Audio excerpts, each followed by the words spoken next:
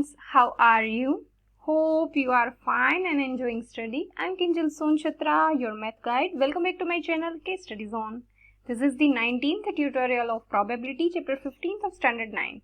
In last session we discussed about sum 6th and in this session we will discuss about sum 7th from exercise 15.1. So don't waste the time, go to the session. Today's topics are basic formula of probability, exercise 15.1 and in that 7th sum. So starting with the first basic formula. Probability equals to number of possible outcomes divided by total outcomes, which is already known. So go to the next. It's 7th sum. To know the opinion of the students about the subject's statistics. A survey of 200 students was conducted. Means total students 200, means total outcomes we have 200.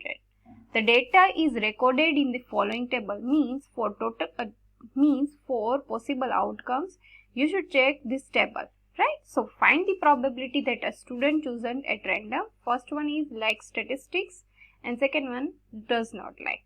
So like students 135 and dislikes 65, right?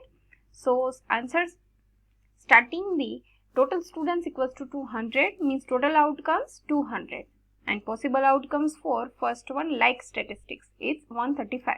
So probability equals to number of possible outcomes divided by total outcomes equals to 135 divided by 200 equals to 27 into 5 equals to 135 and 40 into 5 is 200. So 5 cut and answer is 27 divided by 40 equals to 0.675 and second one does not like, it's 65 students.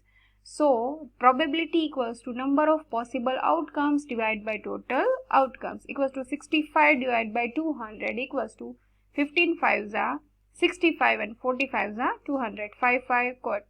Another 5 3s are 15 and 5 8s are 40. So 5 cut and answer is 3 by 8 equals to 0.375.